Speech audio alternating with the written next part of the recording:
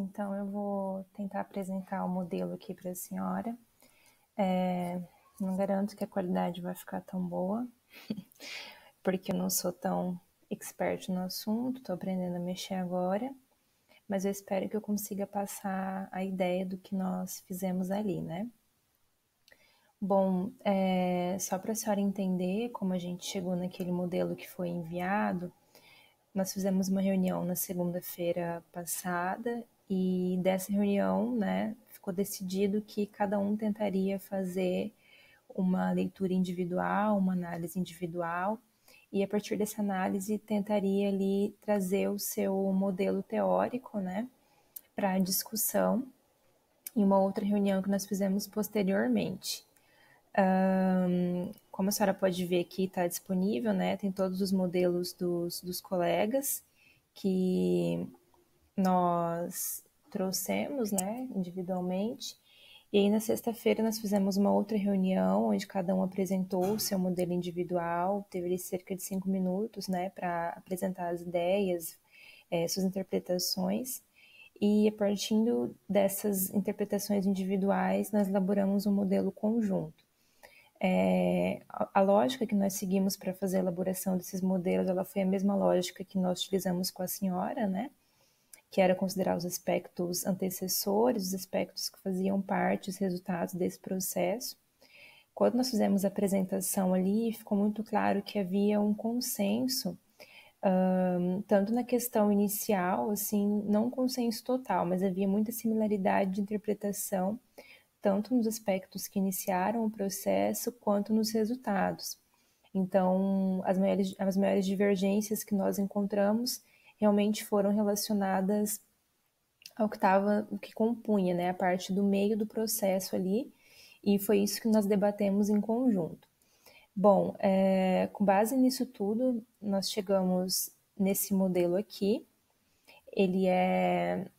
que foi que nós mandamos para a senhora, e nós optamos por não descrevê-lo ainda, né, dado que podem haver algumas alterações e adaptações e tudo mais, mas se a senhora achar necessário, a gente pode fazer uma descrição detalhada dele, e eu vou então explicá-lo, né? Bom, nós partimos do pressuposto de que tudo começou com uma contingência ali. Por contingência, nós entendemos a questão da pandemia mesmo, né? Quando a gente fala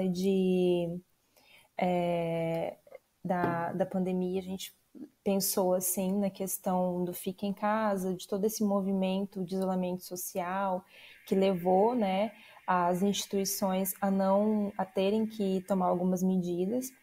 Então, nós entendemos que o processo começa com essa contingência e que essa contingência ela causou um desequilíbrio. Quando nós chegamos ali em desequilíbrio, né, nós abrimos esse desequilíbrio, nós achamos pertinente separá-lo em 2 pontos, tanto no desequilíbrio institucional quanto no desequilíbrio individual. Quando nós falamos em desequilíbrio institucional, né, nós estamos falando realmente da universidade, de que havia todo um planejamento de como seriam as aulas, da questão do semestre, de quando iniciaria, quando terminaria, e de repente, com todas essas questões contingenciais, isso não foi possível. Ao mesmo tempo, nós puxamos também desequilíbrio para o nível individual, né? Considerando que tanto os professores, tanto os docentes entrevistados quanto os discentes, eles tinham todo um planejamento de como seria o processo de mestrado, tanto em questão de dar aula quanto em questão de ser aluno, e de repente esses contingentes, esse desequilíbrio causado não permitiu que isso fosse colocado em prática, né? Partindo desse desequilíbrio, nós entendemos que foram elaboradas algumas estratégias de enfrentamento e que essas estratégias também elas ocorreram em 2 ramificações, né? Nós puxamos ali para o nível do ensino e também estratégias de enfrentamento no nível individual. Quando nós falamos no nível de ensino, nós consideramos aqui, a nossa discussão, né, foi respaldada com a intenção de que havia um planejamento de aula, havia forma como dos métodos de avaliação, havia forma como das metodologias que seriam aplicadas e, dado esse desequilíbrio, foi necessário estratégias para que isso fosse modificado, né?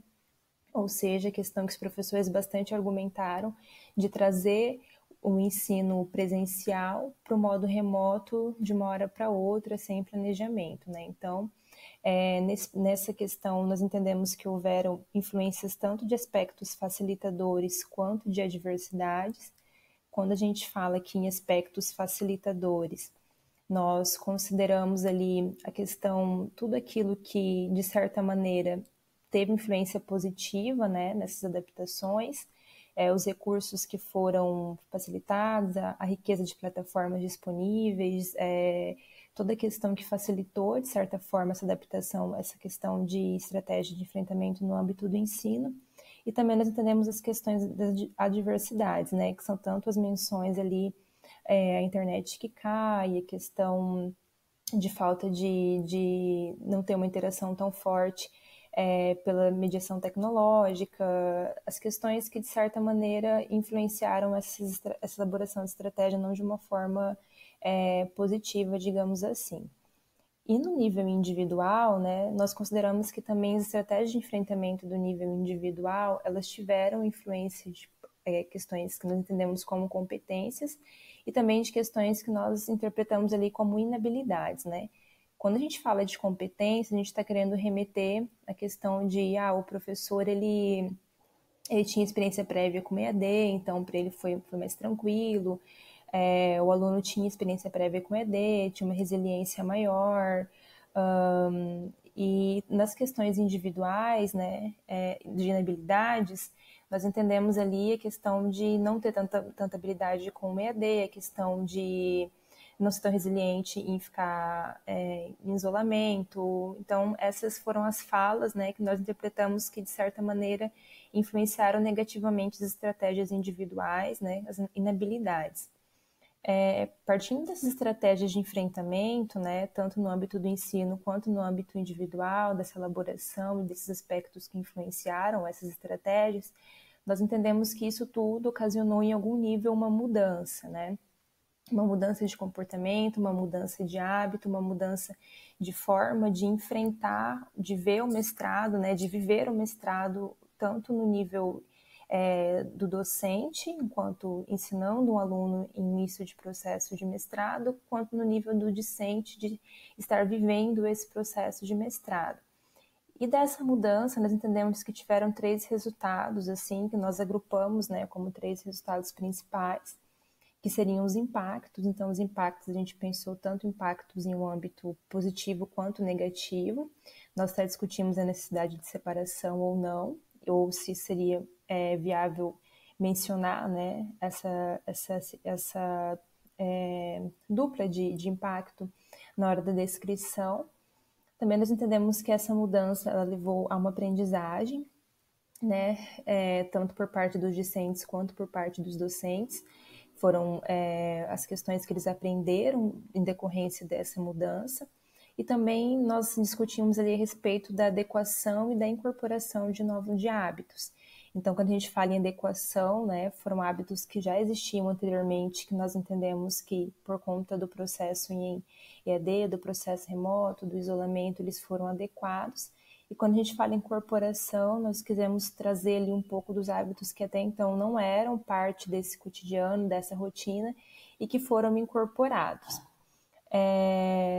Aqui no meio do processo, né, nós fizemos essa figura circular aqui, como se fosse uma seta de fechamento, querendo remeter a um aspecto que permeia todo esse processo, né, no sentido do que é componente desse processo.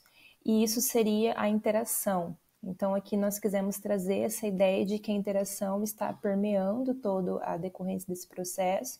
Acho que, como nós já havíamos mencionado para a senhora, nós chegamos ali a um consenso de que a adaptação não é um processo solitário, né? É um processo social. Então, nós tivemos essa percepção da necessidade de ilustrar a interação. E aí nós colocamos a tecnologia influenciando essa interação, né? Porque nas discussões ali nós entendemos que se não houvesse tecnologia tal qual hoje se apresenta, as plataformas, a questão da internet, acessibilidade, WhatsApp, essa interação ela não poderia estar ocorrendo como está. Então, nós tivemos Essa foi a nossa ideia, né, de ilustrar isso aqui no modelo. E um ponto que foi bem consensual, assim, acho que no modelo de todos os colegas também, foi a questão dos sentimentos, né, das percepções que nós trouxemos depois. A nossa ideia em colocar o sentimento e as percepções como setas em volta do modelo é tentar ilustrar que esses sentimentos e essas percepções, eles permearam todo o modelo, né? Todo o processo de adaptação, desde a contingência até agora em que já, tecnicamente, já tiveram os impactos da mudança, a aprendizagem, a adequação e incorporação de novos hábitos. Então, nós tivemos ali várias ideias, né, de como deixar isso ilustrativo no modelo, né, como mostrar as percepções e os sentimentos vagando todo esse processo. Pensamos em fazer como se fosse um fluxo em cobrinha, assim, no meio do modelo, mas aí deu uma percepção de oscilação, né? E aí, um círculo também, a Beatriz tinha trazido no modelo dela um círculo em volta, que também foi uma ideia que a gente pensou em colocar. E aí, no final, nós acabamos optando por essa maneira aqui de ilustrar, né, a questão dos sentimentos e percepções rodeando todo o modelo. Bom, prof, então espero que eu tenha sido clara. Essa foi a nossa intenção, assim. E como eu disse, nós acabamos optando por não descrever ainda, porque a gente não sabe, né, o que vai ser modificado, mas se a senhora achar que existe necessidade, né, nós podemos fazer a descrição com certeza. E é isso, tá bom? Espero que tenha conseguido esclarecer um pouco do que a gente quis dizer aí nesse processo. Um abraço.